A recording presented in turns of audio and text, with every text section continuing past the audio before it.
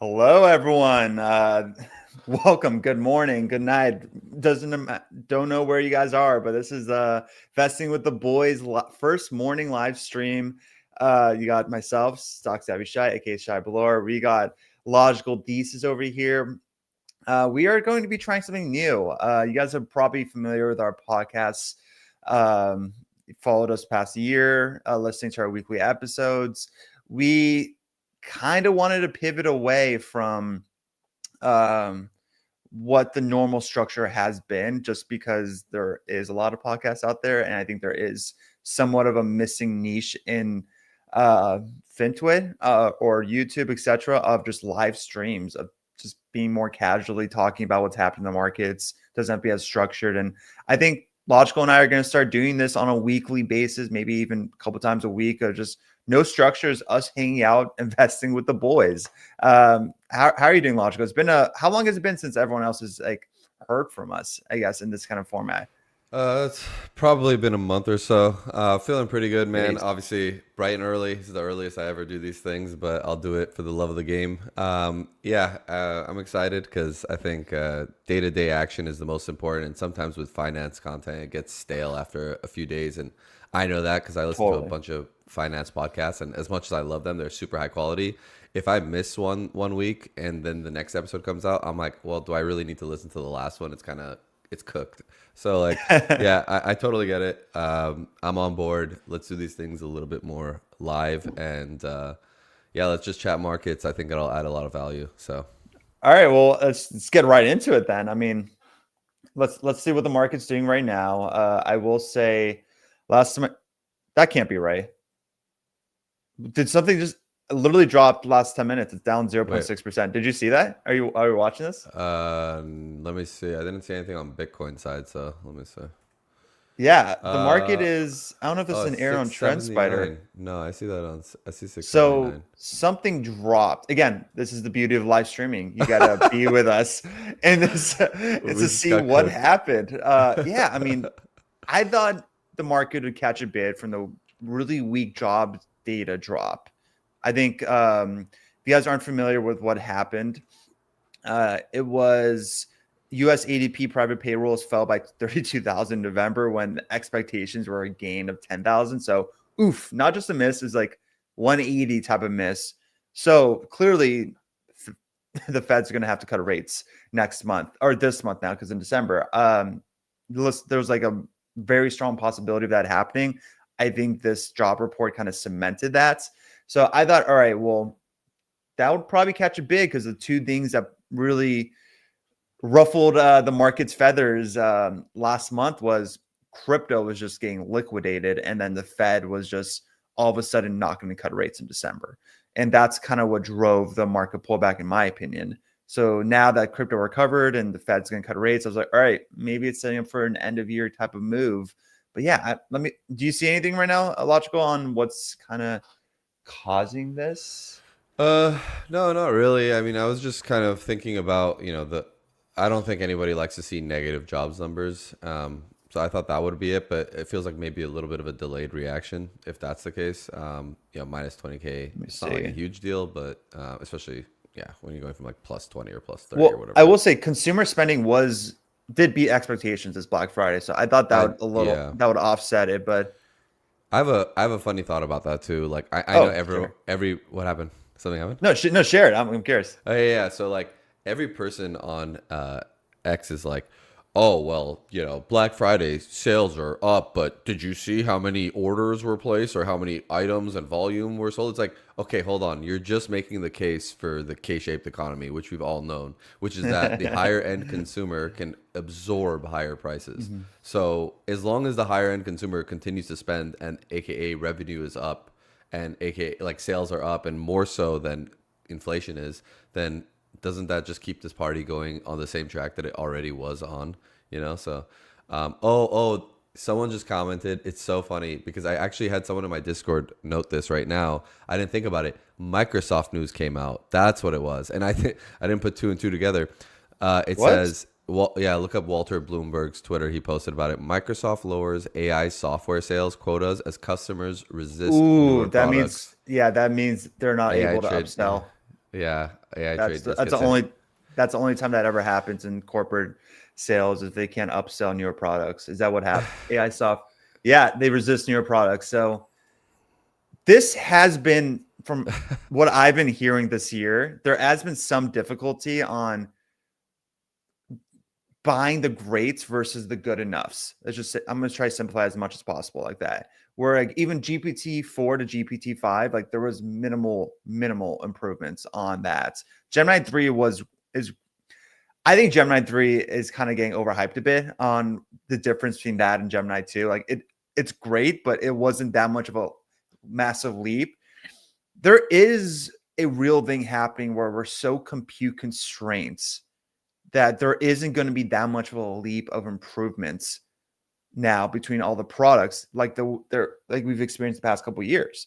This is a very tall. Everyone sees this as predictable, but they get surprised when they see these like headlines. And I think that it's not. I could see this being FUD driven, where people are like, "Oh, AI demand is getting weak. That's probably what's going to happen." But really, it's just AI demand isn't going to be allocated towards the newer products. It's just going to be maintained at the base products. And I think that's still going to be just fine. Maybe there might be some pricing power issues on the major players. But like, again, I haven't looked into this report at all, or what they're Hey, saying. do you remember all the FUD? What was it, like a few months ago? And they were like, "Oh, Microsoft is canceling AI data center leases," and then it was like, "Oh no, the AI trade is over," and then like literally all the data center neo cloud names went up like 10x from there. So it's like, dude, it's a headline, and like, Well, who even reported it, and like, so. But does that mean that we're still in a downtrend? We're not above. You're kind of breaking out of the downtrend right now, but you're still not out of the woods. You never were. But I was saying, like, one, if as long as you stay above the 50-day, I don't think anything is too scary. And I always thought, when you broke above the 50 days so quickly, 5 green days in a row, why, you would expect that we come back to test it and before we go head higher. So, having a little bit of red, I've actually been surprised coming back from Thanksgiving break to see that the market has been so resilient and has barely pulled back at all. Like, to me, I felt like, wait, I even expected, like a 1, 2, 3% pullback, and we didn't get any of that. So, I mean, it's pretty interesting. Or you can say something? well, the reason for that is, again, people want to pull back. I think they're like brute forcing their will of like, I want to pull back so I can like buy more of these AI winners, because they are. 2025 was the year where AI was like really validated, where people were like, oh, it's not as futuristic. It's happening right now. You're seeing it in the fundamentals, and they're also seeing it in their personal lives and the consumer lives. And when that combination happens, it really creates a light bulb moments, and you want to participate in this once in a lifetime super cycle. So that's why everyone's like kind of wishing for this AI, some kind of pullback so they can participate in this AI cycle. But I think it's really telling on how easy the bubble word is being formed right now, associated with AI, because it's really important to understand that this is not a bubble in the way that the internet bubble was in the late 1990s. Like that period again was driven by speculation. It was driven by companies with little or no revenue. Like just look at the size of the companies and their actual fundamentals assigned to that those companies. It was like 100 Oklos, for example. Like I think Oklo is the best SMR play in the space, and I think they have the most scalable solution for nuclear and AI data centers. Like I'm not trying to bash Oklo. I just think that I would love Oklo at a lower valuation. But right now I'm just saying Oklo is getting some kind of a demand vacuum assigned to his multiple right now. And that's kind of why it's been holding up pretty well on a pullback. I'm just saying the dot-com era internet bubble was hundreds of Oklos. So it's very different. The AI builder right now is being led by some of the most profitable companies in history, funded by actual real cash, not speculative VC funds. And the constraint is physical. It's not psychological. Like the limiting factor is not investors' enthusiasm, but it's the world's ability to produce enough energy, produce enough chips, to produce enough data center capacity to meet the need for computation. So that alone makes this very different. And it's not a mania. It's a long industrial build out that will happen over multiple cycles.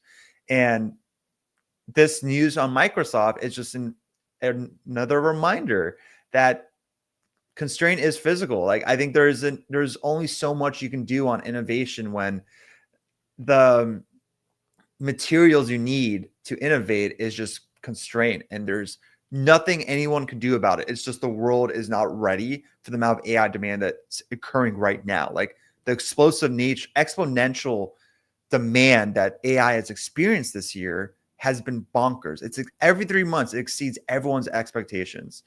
But it's something that is permanent.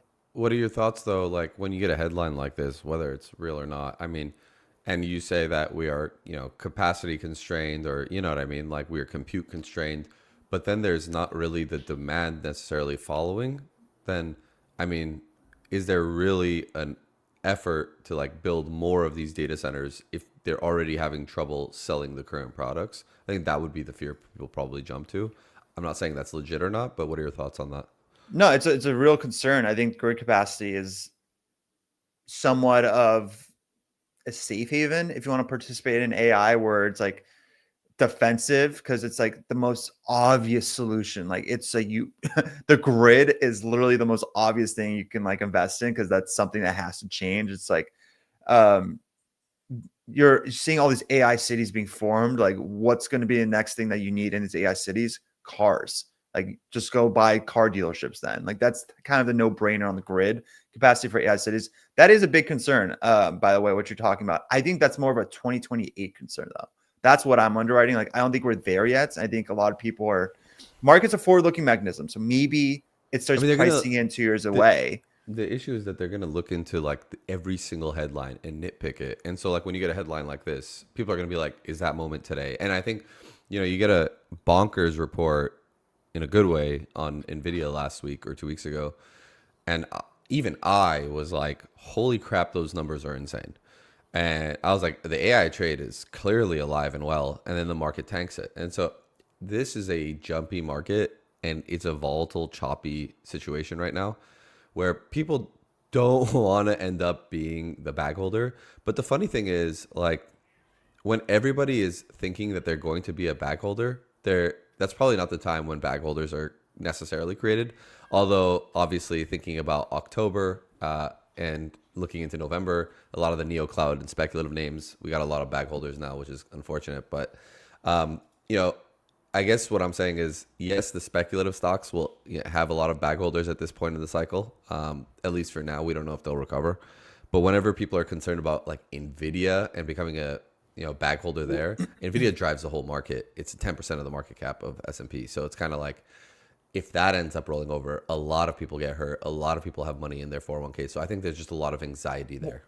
So I think I hear you on that. I think we can all agree NVIDIA is actually more undervalued than people think. Like, their PEG ratio is less than I one. thought I just said the report was bonkers. But I'm telling you, this is why I think NVIDIA is kind of pulling back. And you're seeing some strategy, like some announcements this week on validating my thesis. There is a Sam Altman premium risk now being assigned to a lot of stocks. If your company is associated with OpenAI in a significant way, you're kind of getting lumped into this default bucket in a way of like, if this doesn't work out, if this $1.4 trillion spending goal that Sam Altman has doesn't actually pan out, there is going to be a trickle effect of digestion or heartburn, for example. And I think NVIDIA now, like, ever since they reported their earnings, you've seen like signs of like they're partnering with AWS, Anthropic, like everyone that's OpenAI competitors in a way. They are just like partnering up with them. And I think that you're seeing them also like see the signs that the market's saying that what's happened to Oracle, for example, like Oracle, the reason Oracle is being Shy, real quick. Just want to say, market basically fully recovered. Just FYI. just look so at that. Like our anxieties are like, and I think like the tell is like NVIDIA barely budged too. And because I just looked at the NVIDIA chart and I was like, wait, this thing hasn't even budged. I look at SPY and I'm like, this thing is barely down.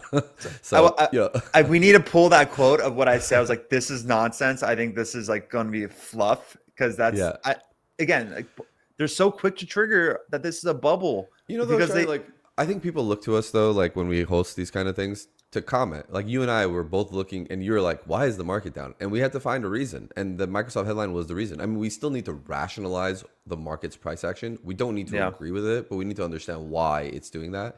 And we basically both just said like, this AI story. I think even though there's like people are jump scared about becoming a bag holder or something like it's 2000. We don't agree that that is the case at all. But anyways, I'll let you continue with Oracle. No. I think you added some great points right there. And I just think that AI is still very real, but I think the AI tailwind is kind of the low hanging fruit strategies for being an AI tailwind is kind of being removed now. It's like more of a show me stage a bit. Oracle is the best sign of that. Like I love Oracle. I think they're going to be one of the hyperscalers of the new digital economy. Like they're not going away anytime soon. If MongoDB didn't just report a third straight quarter of Atlas reacceleration, like I think I'd probably dump it for Oracle because I only want one database play in my portfolio, but Mongo delivered, and I just don't want to have two database. So you're a plays. big fan of Oracle. I am, but I think they're not going to go anywhere for a long time. And the reason for that, yeah, let's hear it. No, it's like they're pursuing the most aggressive capital allocation strategy in the entire market. Like the company's spending, my AirPods fell off, far more than the new data center capacity relative to its revenue base. That's what I mean. It's the most aggressive. Like you're going to have competing competitors spend more, but not relative to the revenue bases. And I think that there is the sole objective for them is to kind of absorb as much high value AI train demand as the industry will produce before the supply curve eventually catches up. Like the supply curve is going to catch up to demand. Like you guys cannot be delirious on this. Like it's going to. That's just economics 101. It's eventually going to happen that way. I think the timeline of that keeps getting pushed out, and I think that's why you're seeing a lot of these AI winners constantly catch bids. But Oracle, like I think Oracle is experiencing the Sam Altman premium risk. Like that's essentially what I just talked about, where they secured OpenAI as their anchor customer from day one. And I think that strategy right now is to force a narrative that Oracle can deliver GPU capacity faster than anyone else to become the provider of that last resort for customers who can't secure the capacity from Amazon, Microsoft, Google, or Meta. But like the bet's straightforward. If AI demand, it's like a very simple thesis on Oracle. People keep trying to overcomplicate it with the debts, blah, blah, blah, the bond market. Simple bet on Oracle. If AI demand remains structurally constrained for several more years, like I think 2028 at the earliest, the entire economic advantage flows to whichever provider can deploy the power, the land, the GPUs the fastest. Under that scenario, customers will pay a premium price simply for availability. That is what Oracle is trying to force their way to position themselves as that platform that can always say yes. But I think now you're seeing the Sam Altman risk. And I think you're seeing that if OpenAI does not deliver and actually fumbles, Oracle will be the biggest name that gets penalized with that. And I think that's why you're seeing that 350 to 180 was the game that priced in. I think that RPO beat that they experienced 2 quarters ago, or I don't know if it was 1 quarter ago, that was excessive on the top line. Like it went up 30%, I think. That was way too excessive. I think this pullback is way too excessive to the 180s. I just think it needs to just digest for a bit. Eventually, their OCI will be 75% of their revenue, and they're going to get completely re-rated to become an actual hyperscaler. But there is some risk. What were we going to say, Logical? No, I mean, I appreciate that color because I don't even know what to do with Oracle. Like, I don't know how to bucket it. I don't know. For me personally, I'm not totally in this AI trade. You know me. I've been a lot in these bios and like kind of staying out of the way. I'm like value investor. I still love growth. That's why I kind of like biotechs. They're like healthcare growth. Obviously, healthcare has been really strong lately. So like I've been a little bit out of this AI trade, but I've been trying to figure out like, hey, this is a very real AI tailwind. I work and basically use AI every single day of my life and my career. So I do want to be long AI, but it's been really tough for me to figure out like how exactly I want to get exposure. But after this pullback, I feel like risk reward did get a lot better for a lot of these names. So that's kind of what I'm on the lookout for. What I can say is though, I still feel that some of the more speculative names, things that don't have necessarily revenue today, have trouble justifying their valuations. So those names have been actually much weaker. Obviously, you could see how IREN has been lately. They had an offering yesterday. Not a huge deal. You kind of expect it, but basically the chart looks like a dead cat bounce, after kind of a double top situation. And so, I'm just kind of thinking like, I probably, and I know this because I've been trading crypto, which I'm quite bullish crypto actually, like Ethereum specifically. But when these things are trading so erratically, it's just not healthy to me. I don't like that. I'd like a little bit more predictable trading behavior when I own a stock. And so when something can like lose the range, -5%, go back up +7%, like I don't like that.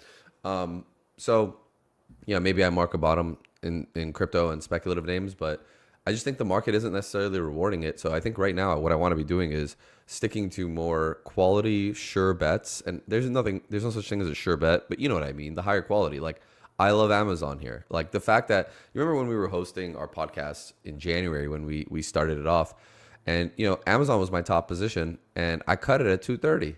And look where we are now. We're back at 230. So, my portfolio went on a freaking like 200% run over the last 10 months, and I get to buy Amazon at the same price I had it in January. Like fantastic. So, I think at Amazon makes sense to capture the AI wave, the robotics wave. We know that AI and robotics and logistics will be a big part of that story.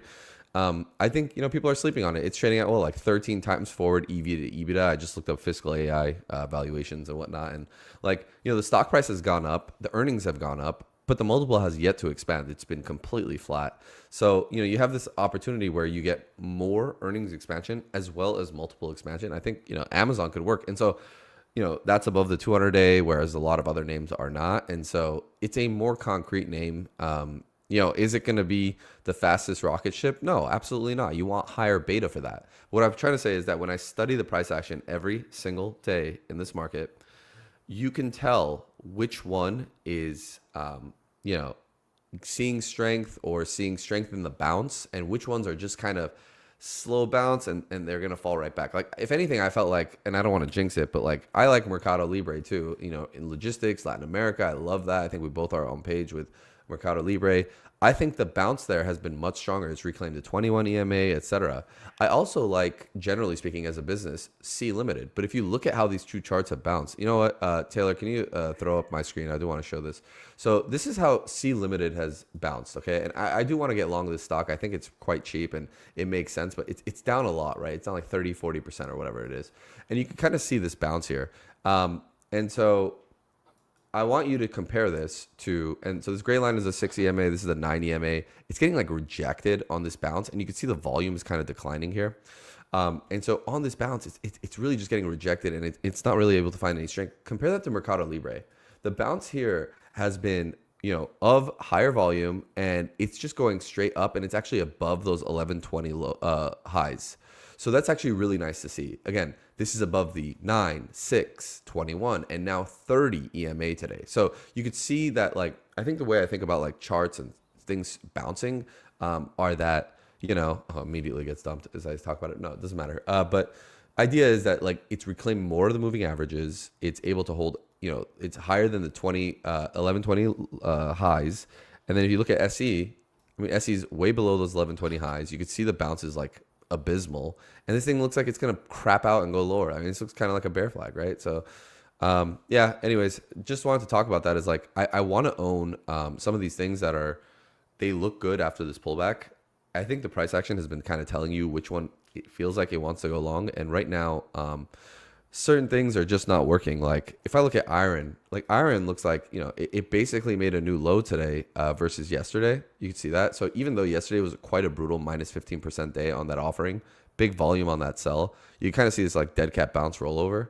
You could see that like, it's making a new low versus yesterday, not necessarily low of the range. We'll see where this ends up. But I think what people need to remember is that, while the stock's prospects and the business's prospects have gone up a lot, remember this was a $5 stock back in earlier this year, and it's still at $41, so it's still up 8x. I think you've been pretty good at nailing the entries, and I think it just matters about like what's your cost basis on a play like this, right? I mean, I think I hear you on the IREN. I think it's not IREN specific. I think your commentary on IREN is kind of very much the whole bucket. So it's the AI utility bucket. we're talking CIFR, we're talking WULF, we're talking IREN, all that. I just think that maybe there was a presumptuous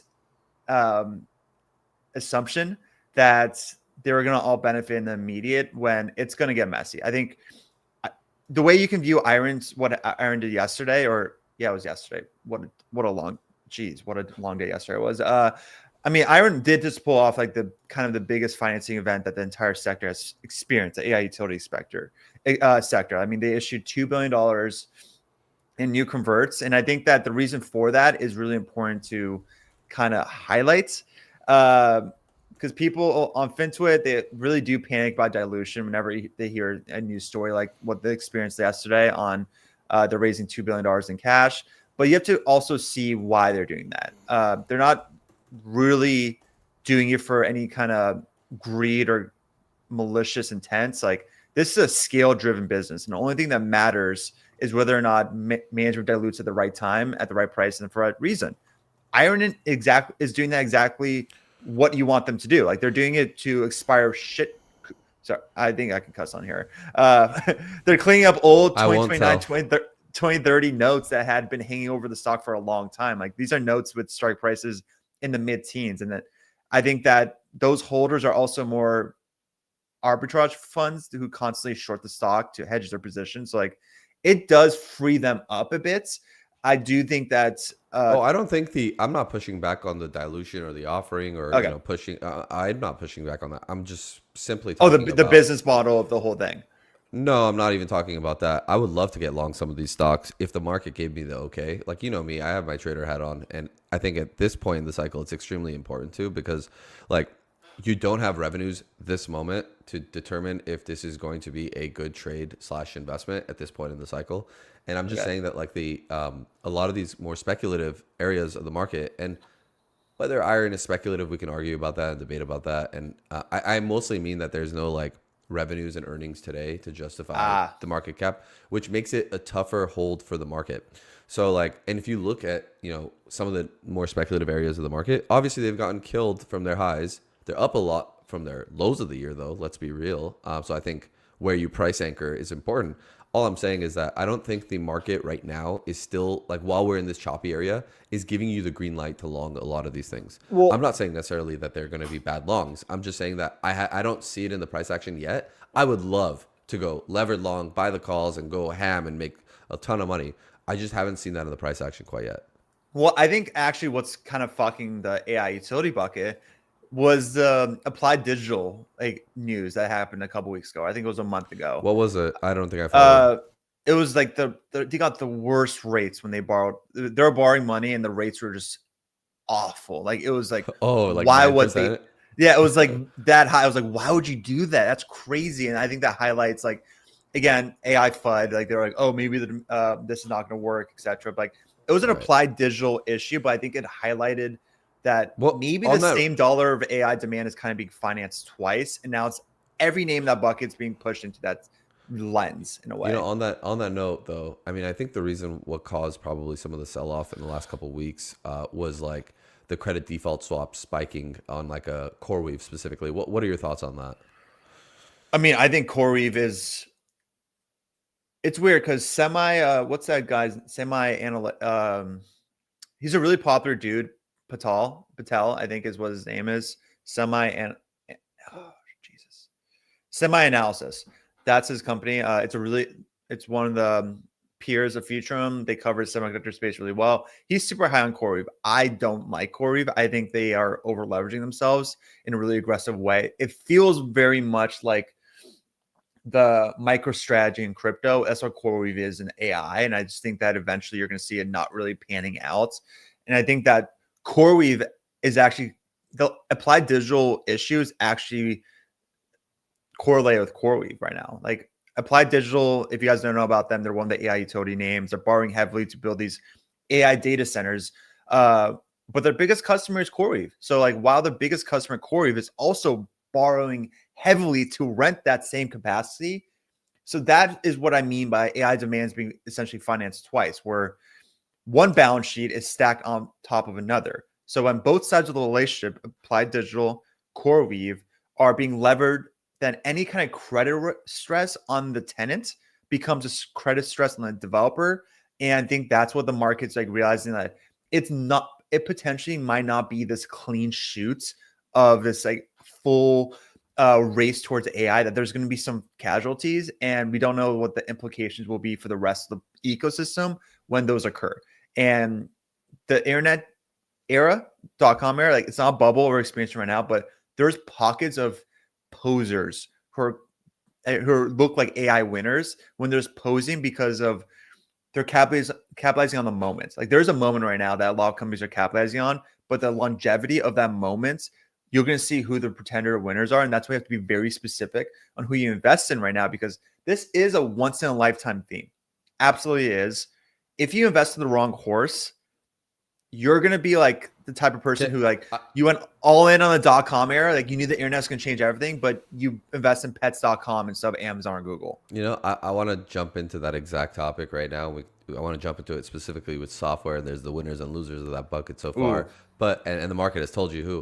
What's GitLab doing? Hold on, it's down like 10% last I saw. But hold on, before we jump into that, I'm sorry, I was a little distracted on the side right here. You know, I'm a biotech guy. I don't know if you've seen the CAPR stock today. CAPR, no. It was like really in the oh my god, it's like such a. All the smartest people were short like this thing. Okay. $1.6 billion market cap. It's up 440%. Jeez. Yeah, it went up like 540 a second ago. And all the smart biotech accounts basically said, this is a dud. This is going to zero.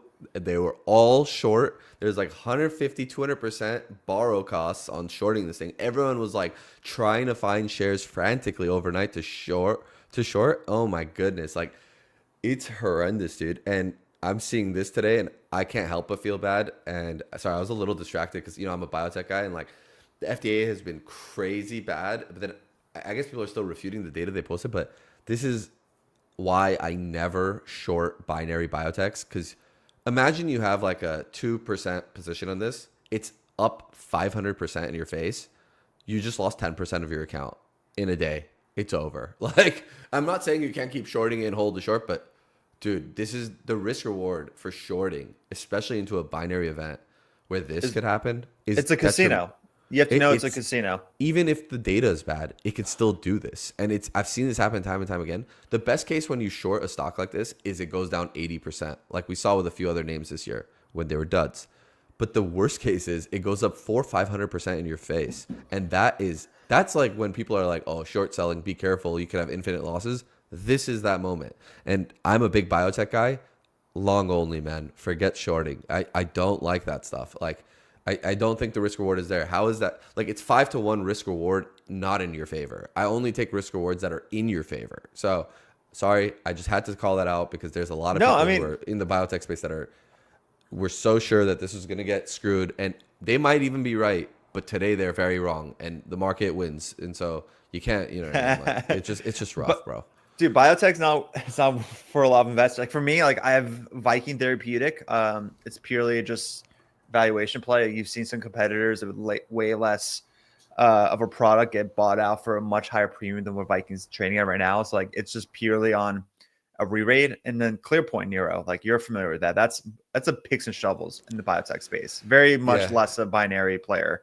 It is, but the problem is that all of its constituents are, or like partners are binary, and so it's a series of binaries. The FDA will figure this stuff out. It's too important not to. Like, it is a mess. It's the Clippers right now. We just need to see, like, well, I don't know if you know about this about the FDA, but they brought a guy in like 2 weeks ago. They're like, oh, this guy is going to save us. He's super scientific. He left, right? He just announced yesterday that he's retiring. That's why the XBI just straight dumped. And you're back to having, you know, Vinay Prasad, who basically leaked his email last week that he's an anti-vaxxer. I mean, it's just a shit show. And nobody's going to be wanting to like invest in these kind of clinical trials that need to go through FDA approval when it's just a shit show. And so, you know, you're seeing some of that bad sentiment. But in terms of ClearPoint, just all around the topic, Unicure, FDA reneged on that. That was my biggest loss of the year. It wasn't a loss. I just gave back all my gains, but it was a minus 60% day on that stock. It was horrific. I got cooked, and I thought it was just total BS. And that was the furthest along partner for ClearPoint Neuro. So I think that's why ClearPoint continues to dwindle. when you undo the Cure bump, you undo it for Clearpoint as well. And so, what's their next commercial partner? It's still a ways away. And that's why the stock has, basically been cut in half and probably going a little bit lower here. No, it filled the gap, like that gap that it experienced from 1248? It broke. I saw a 12 handle this morning. Oh shit. Okay, yeah. So I think the FDA and Cure is, I don't know. It's hard for me to believe that's going to stick. I don't know. Maybe it's just I'm not as much of a day-to-day. No, I agree with you. I actually think it will get reversed, but it's dead money until it does. I think I'd rather just buy the gap up after it does get reversed. Because, okay, so like real quick, and we'll go back to software. But like, for example, to do these gene therapies, dude, you got to drill a hole in someone's brain, okay? They're like, basically, what are you going to do? You're going to argue with someone that like, it's ethical to, like, we need a better trial where we have placebo control and stuff. And it's like, so you think it's smart to drill someone's head just so that you can pretend that they're getting the treatment, but they're really a placebo? Like, that doesn't make a lot of sense. Like, I think you have to make exceptions to the rule that it's like, it's not like they're just taking like a sugar pill. It's like, no, you're going to drill a hole in their brain and give them hope that, like, you know what I mean? Like, it's just, it's a bit invasive. No, so it's a Google map for neurosurgeons. Like, it's going to make their lives way easier and the scale built. It's just going to be made safer. It's a no brainer, to be honest. It's a $500 million market cap, guys. Like, there's risk associated. It's a small cap, and a small cap that's relying on outside tailwinds and external tailwinds. And when that occurs, it lays dormant for a while. Like, that's what happened in Clearpoint. But again, if you have a 5+ year out lens, it's hard for me not to believe this is not going to be a $50+ stock. Like, it really is. They have so many patents with so many potential drugs in the pipeline through their partnerships that just a handful of them actually make it through. It causes a massive re-rating, and I think people are underestimating the longevity of that re-rating. But I'm with you. Yeah, this talks software, because GitLab. I thought GitLab, again, before we get into GitLab. Oh my goodness, it's dumping. It's dumping. Dude. Oh my god, it broke these like. Let me see. No, it didn't break the. Like, but do you know why though? No, it's because I think it got bid up as an acquisition target. I think everyone knows this is not going to be a standalone platform. Hold on, I don't buy that though, man. Like, as much as it was an acquisition target, if it was getting bid up because of an acquisition target, it should have been 50+. The fact that it can't even hold 40 on these metrics, I mean, don't they have like 35% free cash flow margins? Aren't they growing the top line greater than 20%? I mean, what are we talking about here? No, so they do qualify for the Rule of 40 score. Okay, so it's 20%. 25% top line, 22% free cash flow. You're right. So 47. Let's just say 47. That's good. That's not a stock that gets killed like But this. Next year, it's supposed to be a Rule of 40 score, 41. So what? It's still amazing. No, but the compression, it's not. It's not showing that it's not as AI matures, this is not participating in that maturity. It's such a good point. I agree with you. Okay. I think that's kind of like. There's a lot of question marks on how GitLab's going to scale their next leg. I think that's what the market's repricing right now. Can I say something like real quick? Yeah. Okay. It's clear as day which software stocks work and which ones don't. The ones that work have premium valuations, and the ones that don't have discount valuations. I think GitLab is one that is on a discount valuation because it is very cheap. I think we've agreed on that when the stock was at 45 and now it's at 36, so it's even cheaper. So there's a lot of names. I've been on our show and I've talked about. At one point, I had like a 30% allocation to software because I'm like, this is so cheap. We're going to see the catch-up trade, and guess what? Those stocks just went lower. I mean, Okta reported, and what's that down? I mean. Actually, it went up. Oh wow, Okta came back from the dead this morning, and it rallied, which is nice to see. I think that cybersecurity is it's nuanced. Agreed. I think that's why. Generally agree with you, but like it's only been CrowdStrike that has earned a premium multiple. Cloudflare, if you consider that cybersecurity, maybe Rubrik, but like Okta. My book. I mean, dude, like, so here's the thing, right? Like, those are the high quality names because they've earned the premium multiple, and the market is rewarding them. You know what I hate about there's a lot of stubborn investors out there, and they're like, no, the market's wrong and I'm right. And it's like, oh yeah, dude, then why is your stock continue to see multiple compression? And why is your stock and share price continue to go down? I don't try to fight the market. It's too big of a behemoth. It's way smarter than me. And if the market says GitLab goes down, then the GitLab goes down. Now people are going to be like, oh, see, logical, you're bearish, and I'm going to inverse you for the sake of inversing you. And, the GitLab is a buy here. Maybe it is a buy, dude. Maybe it goes back to 45. But let me tell you, I felt that it was undervalued at 45, and now it's 36. So clearly, the market is telling you something. So I think, no, I think everyone needs the framework I always use, that nobody wants to live on SAS Avenue anymore. Like, everyone's trying to move out of SAS Avenue. That whole area is getting re-rated from what software used to be a premium valuation across the board, because I don't think people realize how difficult it is to grow top line 20% with like 80% gross margins. Like, it's kind of incredibly, that business model was like everyone's North Star in the post-cloud era. AI is very different. The new digital economy is very different.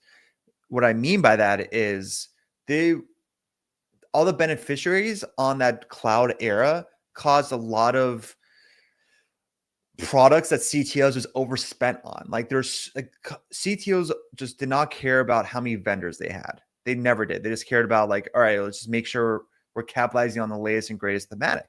AI is proving that is going to be a massive headwind. So if you're a company that can't sell a platform angle, you're going to get penalized and re-rated to whatever the fair multiple is for that whole sector. CrowdStrike is the only cybersecurity platform that can be sold as a pure platform organic play. Palo Alto, incredible blue chip cybersecurity company, their business model is not organic. It's land and expand. Salesforce 2.0. That will probably work. I agree, because the he's one of the best CEOs in space, but it's going to come with synergy risk. It's going to come with potential dilution. It's going to be very different. Like, I love the CyberArk acquisition, for example. I thought it was an incredible identity acquisition, play for their platform sell, but they had to pay up significantly for that. CrowdStrike, you saw their earnings report, like they're down 4% yesterday. That's because they're trading at 85 times earnings, free cash flow. That's a valuation where they're anchored by the outage that happened over a year ago. Like, there's only so much upward surprise they can do because they're still sacrificing the free cash flow for that stupid mistake. Eventually, they're going to get past it and be out of the woods, and then they're going to go back to normal, and you're going to see an incredible margin expansion opportunity off of a base. Right now, I've been very vocal. CrowdStrike's dead money at $500 until like probably 2027 or maybe late 2026 because of this outage issue.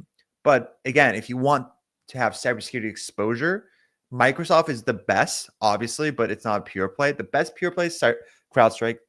Tier 2 is Palo Alto with Rubrik as a very interesting niche. Everyone else is a feature and is going to get acquired. SentinelOne is going to get acquired. It's just a feature. And what I mean, going off of just cybersecurity now, let's just talk about what's happening for all software. Like, we're talking Atlassian, we're talking HubSpot, Monday.com, Salesforce, Workday. Like, these are all horizontal SaaS plays. And I think that it's really important to see what is horizontal and what is not. Like, their advantages, these horizontal SaaS plays, is like in the data models, the ecosystem integrations, the stickiness around collaboration, but like, they don't really own the data. Like, that's the issue. Like, for example, the OpenAI Dev Day, I don't know when that was. I think it showed that there is like the playing field for major software platforms are actually going to start changing, because the companies that live and die on enterprise workflow, where the whole agent builds your app, pitch for you does not touch the hard part of the business, which is integrating deeply with these legacy ERP datas, orchestrating thousands of edge case workflows across customers. Like, I think that you're going to see more of a closed ecosystem, which is going to prohibit a lot of these collaborations. So that's why horizontal SaaS is essentially companies that are just wrappers on top of data they don't really actually own. So you're going to see a massive buying spree in the next 2 years. With rates coming down, there's going to be more of the board is going to push a lot of bigger companies to accelerate their AI development, and that's going to cause a lot of an acquisition spree. So Sentinel-1 is going to get acquired. You're going to see Confluent get acquired. You're going to see GitLab get acquired. You're going to see a lot of CRMs get acquired. I don't think Asana will be because the founder essentially owns so much of it, I think. But who knows what's going to happen to HubSpot or Monday.com? Like, I think they're a feature. They're not going to really survive. I think Salesforce will survive. But there's so many companies out there that are just proving that if you're a place where human developers and AI agents collaborate, the model is going to start bending in a way. And I think that if you are seat only, you have to be some kind of hybrid seat and usage type of collaboration. And I think that that is also going to experience some kind of digestion. But I do think that software is going to have massive opportunity costs. And I think you agree with that as well, Logical, where they look cheap, like Rule 47, GitLab, for example, Rule 40 score of 47, deaccelerating to 41, fine. They probably deserve to trade at 40 times free cash flow, in my opinion. What's their free cash flow right now? I'm looking, it's at 32. Maybe it experiences a 20, 25% bump along the way, but this is not a long-term play, in my opinion, because it's going to get acquired, probably by Google, because I think Microsoft has a competing product that owns the whole space. GitLab is number 2. I think people were hoping that vibe coding was going to help them out. It's not proving the case. I don't know. But what else are you noticing right now? That's my take on software. What else are you noticing right now, Logical? I was actually going to ask your take on Adobe, because a lot of people are getting hyped about this because it's cheap, but I think it's going to get disintermediated by AI the most, right? Like, I don't get the whole contrarian play for the sake of it. It's sheep-like behavior, in my opinion. I 100% agree with that. Look at what happened to Zoom. Zoom has been trapped on, they're too big to be sold, but they're too vulnerable to get a re-rating from the market. That's literally, they're trapped. There's companies that are trapped in that bucket where they're like, Adobe's trading at 14 times earnings. It's so cheap. It really is. I'm not disagreeing with the fundamentals. It's really undervalued. If they can figure this out and not be Gen AI vulnerable, this is going to be a massive re-rating on the stock. But how will they do that? I don't think they can. And it's the biggest issue on Adobe, where the core of Adobe's business has always been that digital media segments.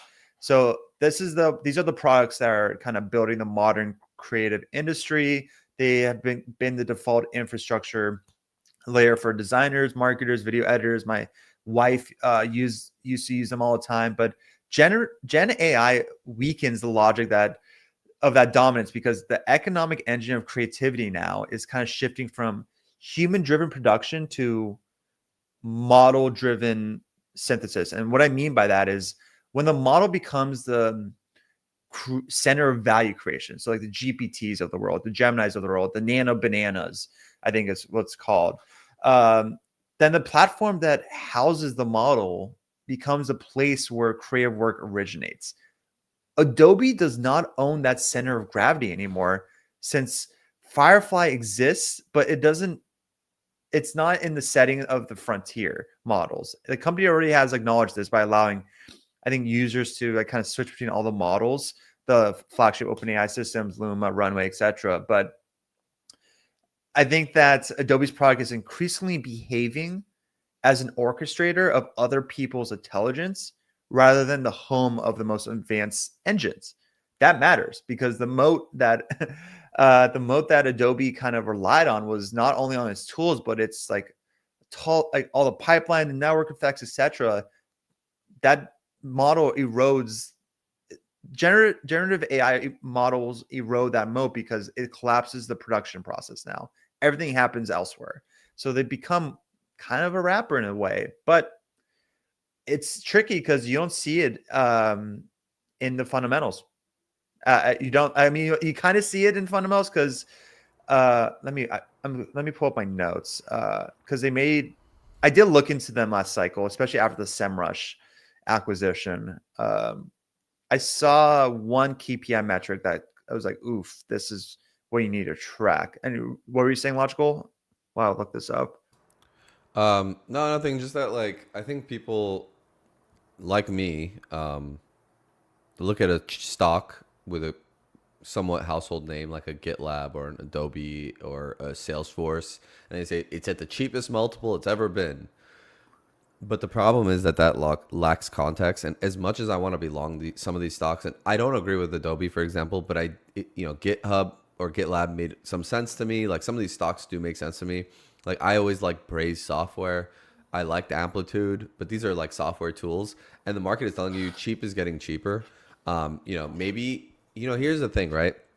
As long as these companies continue to grow earnings, then you don't need multiple expansion. Then you can just get the earnings growth, and that'll translate to stock growth. Similarly to how we've seen Amazon, which I was talking about earlier, which is that Amazon's multiple valuation has stayed flat. The stock is up because the earnings are up. So you've actually just experienced earnings growth here.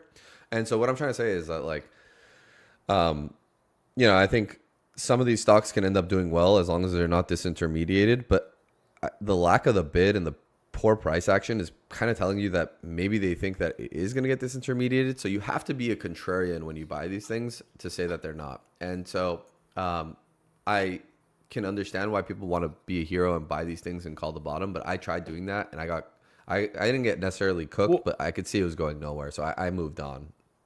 So I think that's why you always pay up for quality.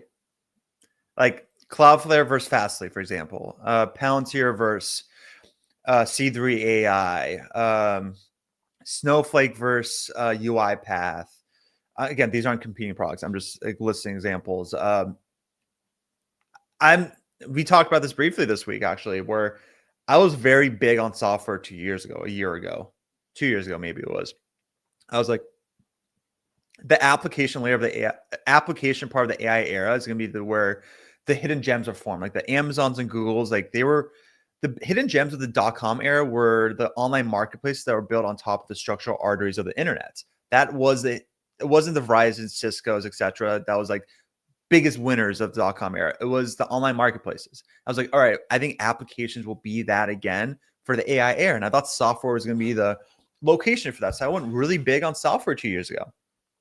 But what Logical is saying is really important, that the more data and information you get, you need to be flexible and adjusting what your thesis was. For me, I started seeing more and more signs of how software was not going to become that application winner like I thought it was, because of the closed ecosystems that were going to get formed from the bigger platform players. I started seeing more signs that a lot of these companies are more features, horizontal SaaS, than an actual platform. So I consolidated my exposure to Snowflake, Mongo, Cloudflare, Palantir, CrowdStrike. That was my starting five. I was like, I think this is going to be like the best chances of the software winners of this AI era. I think that it's proving that I was very accurate in that. Those are the five names that kind of have that premium assigned to it. You can also make the argument that Palantir and Cloudflare do not deserve to be software or SaaS. I kind of agree with you. They're much more of an operating system or infrastructure, but they were 2 years ago. So I'm going to use this as this analogy. But I think ServiceNow right now is undervalued. I think ServiceNow is on my watch list. I think ServiceNow is one name that maybe can join that starting five I talked about. I think they are just becoming more of they're going to be a mega cap, in my opinion. I think they're just so implemented with the enterprise, with the governments. I think they're also starting to eat some of Salesforce's lunch through CRMs. But I think that space is dead money for another year, maybe even 2 years. I actually have a thesis. I don't know what do you think about this, Logical, if this makes sense, but until the supply and demand on the compute side even out, I don't think software goes anywhere. I think software is kind of impacting that. The incremental spend you thought was going to happen, it's all going towards compute capacity. It's all going towards building these AI cities, building getting the AI tools, then deciding what to do with it. I think that's why you're not seeing that much of an incremental bump along these software names, because all the allocations going towards the tools. What do you think that once we're not compute constrained anymore, you're going to see a lot more flow going towards software names, and maybe that's the time for shine? I think the problem is that people don't think that, because it's so easy to stand up some of these softwares, people don't think that I don't know if they want to say that it's a commodity, but they kind of feel that way. And people are just saying, okay, look, if I am a new entrant into this market and I want to build like a amplitude like software, I could do it. And Databricks, for example, has like, tools now where you can use AI. It uses AI to like build these dashboards on the fly.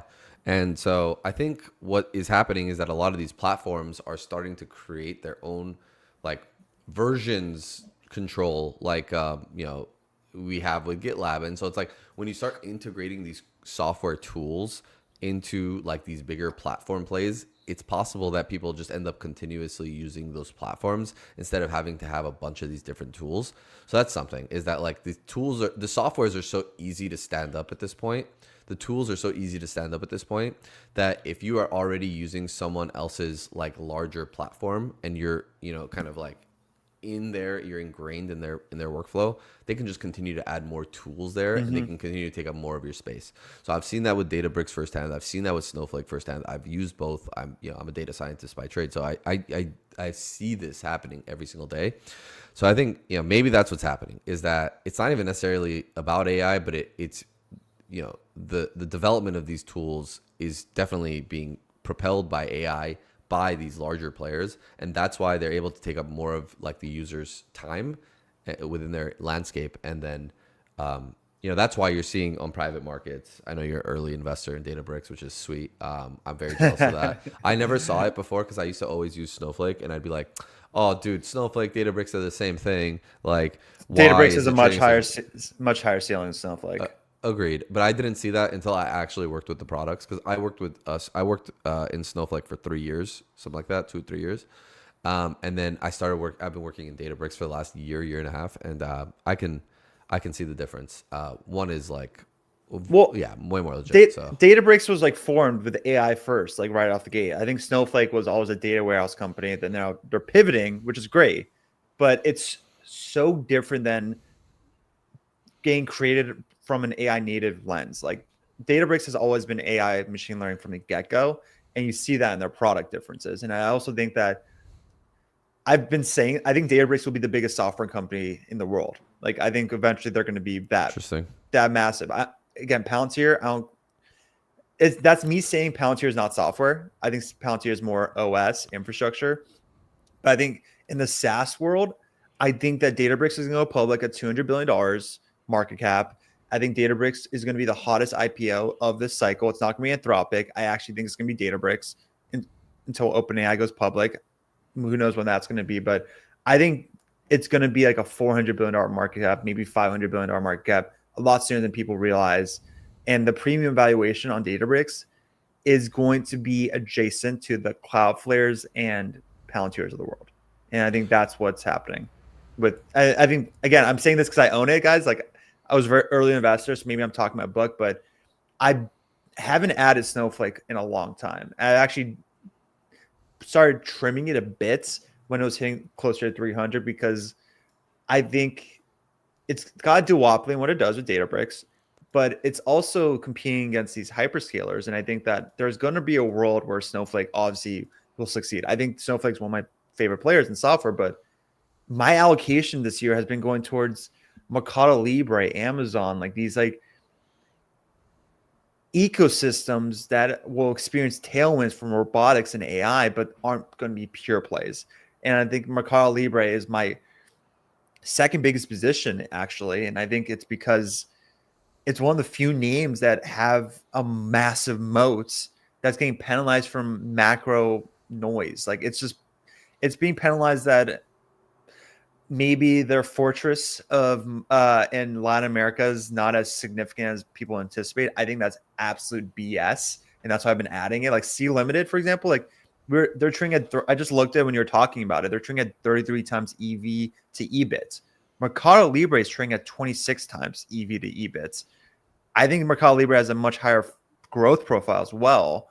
It's just they're getting penalized from that geopolitical risk of operating in Latin America, but they really are the FedEx, Amazon, and PayPal of Latin America, like in one ecosystem. It doesn't get better than that, and I think that is a space where if you're looking for opportunities, like that's where I've been adding. Like it's hard for me not to believe this is not a $3,000 stock by 2027, 2028, like just on their fundamentals alone. And that's before pricing in their ad business that's exploding, pricing in the robotics that's going to cause a margin expansion in the logistics network. It's going to be it's a massive player, but I don't know. What else are you noticing? I just realized we're at the hour mark, which is, we just crossed it right now. I will say, I like this a lot more than the podcast format. This is a lot more fun. Yeah, no, it's good. I like the live aspect too. Maybe we can do it when it's a little more forgiving time wise for me on the West Coast side, but I know you are too, but you're sick in the head. I'm not. So, but I was gonna say, yeah, dude. There are a lot of nice stocks out there. What's one that I actually like now? My buddies over at Hunter Brook Media. Shout out to Sam Koppelman. He sent me an article that they wrote. They literally went to Africa to cover Jumia, and he turned me. I love me some Jumia. It was a pretty compelling article. I don't know if I sent it to you, but I like more points of confluence, and I'm looking at this stock chart, and it actually looks quite strong. It's a low volume pullback right now. So many people, like, when I was long it since 2. I was like, this is a 10xer. Like, if they actually can solve their solvency risk. Yeah, you almost hit that. But where are my roses? Nobody's giving me a roses for that. Everyone's like, I know. Yeah, you got a lot of flack. It's BS, dude. No. You call them, bro. But I will say though, like, Jumia, they hurt a lot of people. They hurt a lot of people in 2021. Like, that was like, dude, going from 60 to what didn't that was 95% though. I think it went down. That was brutal. It's got that stench to it. Yeah, you know what? Don't believe everything you hear, and don't buy everything you don't know. And like, it's like, I get it, but it's like, could you not verify and validate? And I don't think a lot of people were doing any sort of that at the peak of 2021 euphoria. I actually don't think they're doing that right now a little. Well, if anything, that's why people have written off Jumia. And how much hate did I get for trading Jumia last year? People were quote tweeting me like, look at this idiot, he's buying Jumia. It's like, well, now, I mean, go look at that chart, bro. It looks better than most of your stocks you probably own. Like, I've been the face of, I think there's no one bigger than me on covering Jumia. Actually, there was no analyst covering Jumia for a while. I was like the only one really covering it. Dude, I think it's up 200% this year. Like, what? Let me see what's up this year. I think also a lot of people don't even cover their investor day. Their investor day was bonkers. Did you get a chance to see their info on that? No, dude. As soon as I got a second point of confluence, I just yellowed the stock. I mean, I did go like 3% at first, and then this thing has been pulling back a few percent, like 10%. So I've been adding to it, and I've been trying to make it like more like a closer to a 4 or 5% position. So I'm continuing to add as long as the pullback remains light volume and it doesn't break below certain moving averages, which is the case right now.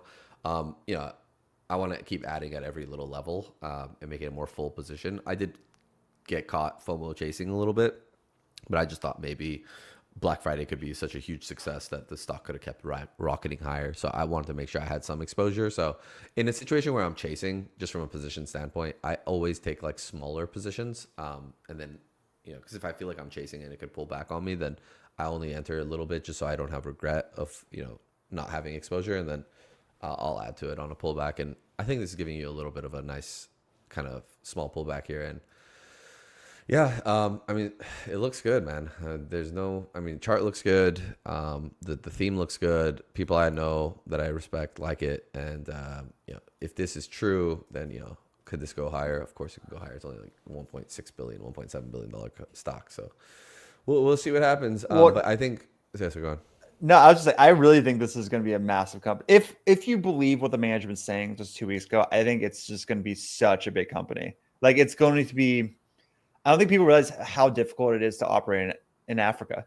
It's like the wild west. Like, it really is like, you can't, doesn't matter how much money you have, you can't operate in Africa the way you would anticipate in other regions. And I think that you saw signs of that with Alibaba, Pinduoduo, even Amazon kind of like not being able to scale as aggressively as they've been in other growing regions.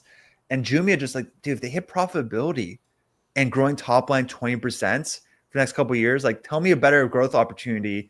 And everyone knows Africa is going to be the best growth CAGR among e-commerce over the next 10 years. Very good point. Yes, because like LATAM is a lot more mature than way more. It's way more mature. They have I want to say it's like great 15 years ago what LATAM was, is my opinion. Imagine, yeah, exactly. Like, so you're not gonna take at least a swinger at this, and like, you could always like trim along the way if it works, because if it gets overheated and blah blah blah, but like manage the size of the position. But like having a little bit there is not a really big deal. And if they have a horrible report and then you gotta like, they break through moving averages, it's so easy to manage trades. Like people make it a big deal. Like, okay, I could be wrong if the next quarter is crap, or like their guidance is crap and the stock drops 10-20%. Okay, 3-4% position drops 20%. It's not the end of the world. I'm gonna survive, and I can book that loss and then revisit 30 days later if I think I still believe in it long term. But people just overthink sometimes about like owning a position. Sometimes, dude, I own a position and I'll sell it like in a week because I'm like, I don't like the action here. And so I did want to make one point, because I know we're kind of getting to, I want to make 2 points actually. Here's the 2 points. Go for it. One, I think that, like we mentioned, there's a lot of cheap stocks, but the problem is that the market is discounting them for a reason. They don't want to own these stocks.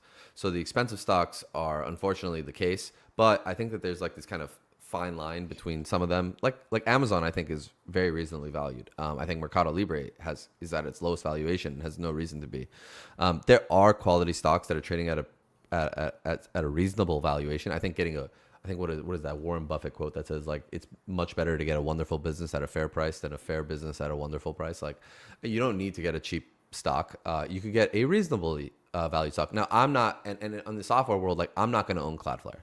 I'm not going to own on the hardware side like Stereo Labs. I know you like these two names. I just can't pay up those multiples. Yeah.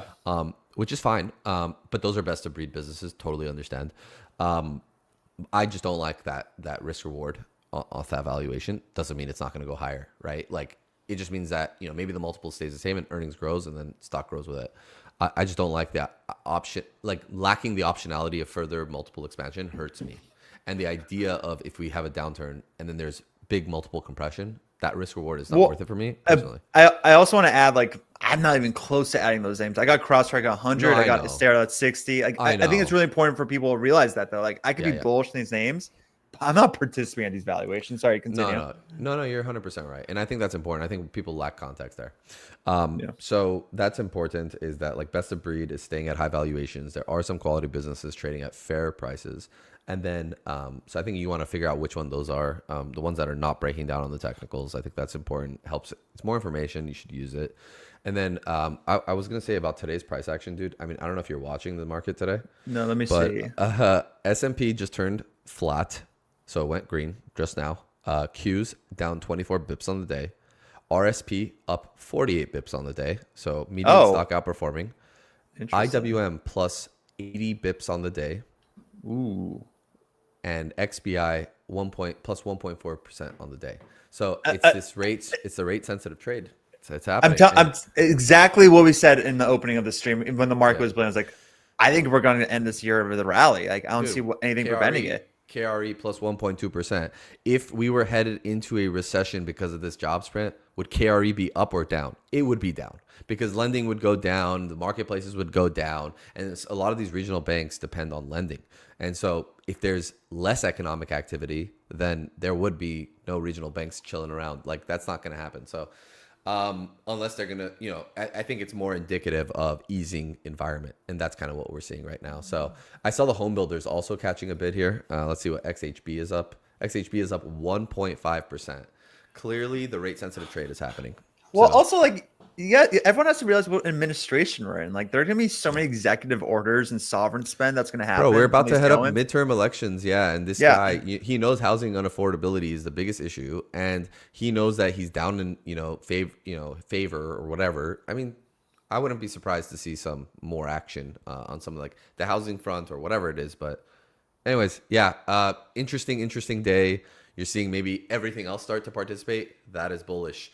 I think what we've talked about in this a few weeks ago, what was super bearish was that breadth was deteriorating. But there's two scenarios, okay? Two scenarios. Either the market cap weighted S&P catches up to the downside to all this breadth that's been deteriorating, or the other way, which is that the breadth expands and catches up to the market cap weighted to the upside, and that leads us to the next leg higher. And that's exactly what we're seeing. So I think this is quite a bullish outcome that everything else begins participating. I listen to price action. If the price action changes and these stocks roll over, I will change my opinion.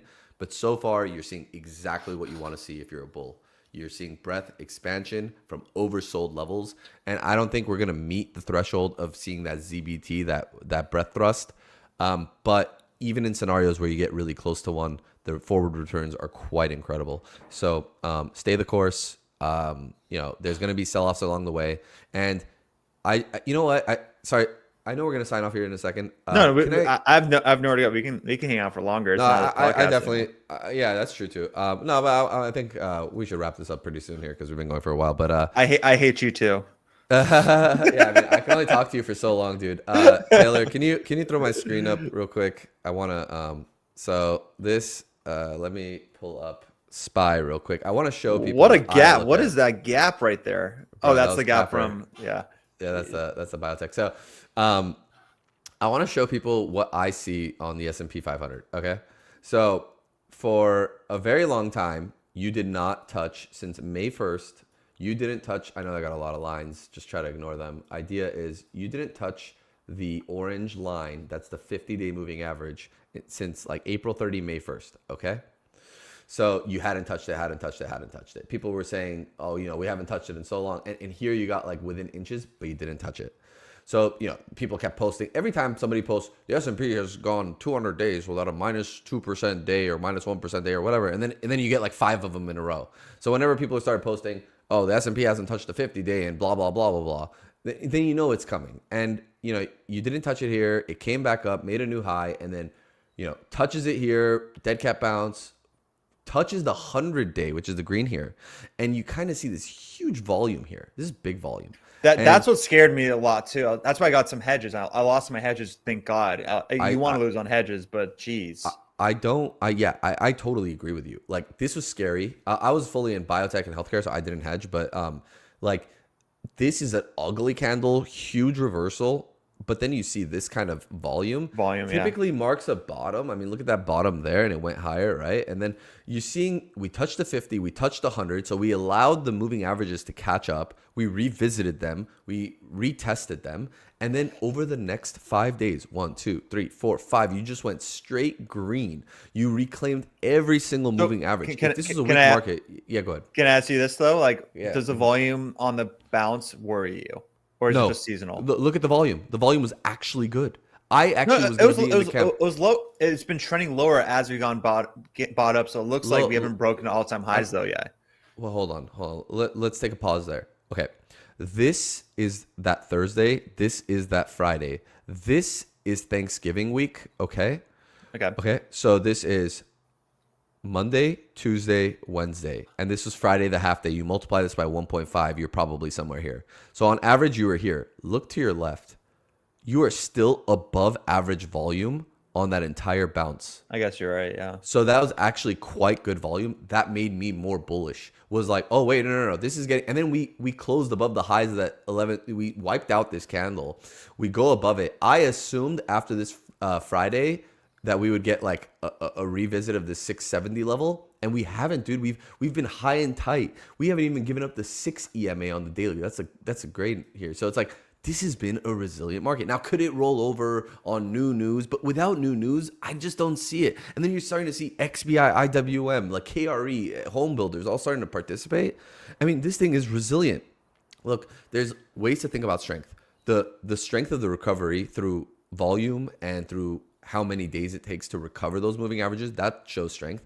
And 2, what's the pullback going to be? We've barely pulled back. That's a very strong market. That means every shallow dip is getting bought, and you are above all the moving averages. So not only are you not pulling back, but you're actually like floating above moving averages. So like, to me, that's a pretty strong market. That's what we do in strong markets. Like, we just float above moving averages. And so, this is setting up pretty nicely, I think. Let me keep the chart on because I want to also give you some tickers. So again, if you guys, don't follow us, this is not financial advice. This is just purely our thought process. If you guys want to still hedge, there's ways of doing that. And 2 names that I'm obviously been long on for 3 years has not shown to me that they're going to hit new highs. Let's go in Palantir's chart real quick. They are still way below their 50-day. Not way below. They're still below their 50-day. So PLTZ is one name I could play, but put PLTR on your name, Logical. Yeah, PLTR, yep. Sorry. So their 50-day, they still have not recovered that. And yeah, this looks like a bear flag to me. Exactly. This looks like a bear flag. So this looks like a bear flag. So if we do pull back in the market or the AI bubble narrative gets created and push the market lower, this is an interesting way to play that hedge, in my opinion, than the indices. Agreed. That's one. Part two is look at IonQ's chart. They have Quantum has not recovered at all and actually looked pretty poor as well. You can do Ion. I forgot what the IONZ maybe is or do some puts, whatever you want to do.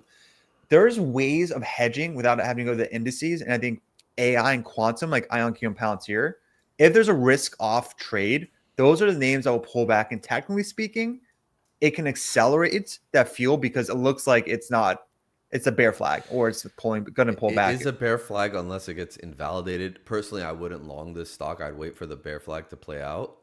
But yeah, I mean, I totally agree with you, especially if you already own a PLTR and you want to hedge it. Then you're now hedging specific positions, which is something that you've done pretty well. I would say, like, sometimes, like PLTR has run very fast and you've been like, I have to buy hedges. And so like you'll buy puts on your own stock and people will be like, what are you doing? And it's like, it makes sense. So like, I totally get you. I mean, people forget that the stock was like $6 not long ago. Listen, everyone knows I'm a freaking permable. It feels like I'm a permable. You gotta have your technical hat on. Like I will never experience 2021 ever again. That was well said. Well said.